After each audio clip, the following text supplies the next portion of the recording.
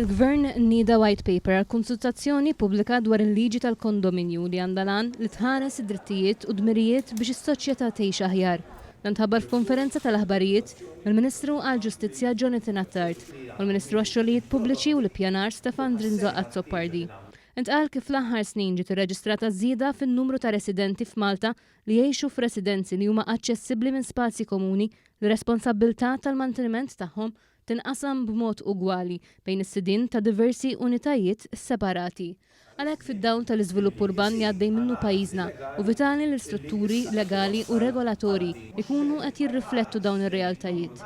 Għaldaqstant, wara l-bidliet li saru flat dwar il-kondominja matul is-snin, intqal kif issa nħasset il-ħtieġa li ssir riforma f'din il-liġi biex tindirizza kwistjonijiet li ilhom pendenti ħafna snin. Fost il-bidliet f'dan l-att insibu twaqqif ta' regolatur tal-kondominju Tribunal ġdid tal-affarijiet tal-kondominju, il-kopertura permezz ta' assigurazzjoni professjonali għall-amministraturi u assigurazzjoni tal-proprjetà għal partijiet komuni se ssir obbligatorja fost bidliet leġislattivi oħrajn.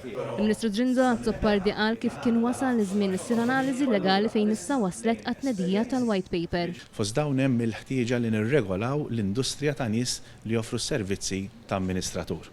Jiena ngħid li kull min jippreżenta lilu nnifsu biex joffri xi forma ta' servizz għandu jkun hemm forma ta' ċertifikazzjoni li turi dik il-persuna għandha l-ħila u hija persuna kapaċi u kompetenti biex toffri dak is-servizz biex il-konsumatur li se jirċievi dak is-servizz ikollu serħan il-moħħ li qed jitratta ma' persuna li verament jista' jagħti l-aħjar servizz f'dak il-qasam.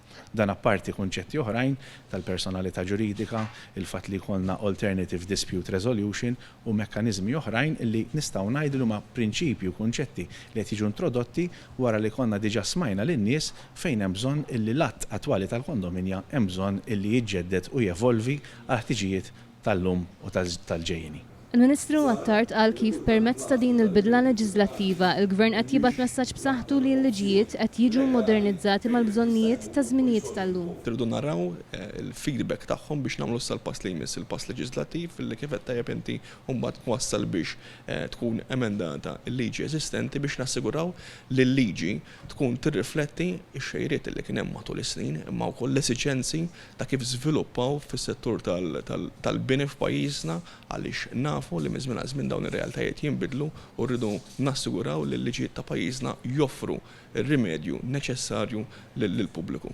Intqal kif dan u gvern kuraġġuż li se jkompli jaħdem biex issaħħaħ il-qasam leġislattiv ta' pajjiżna.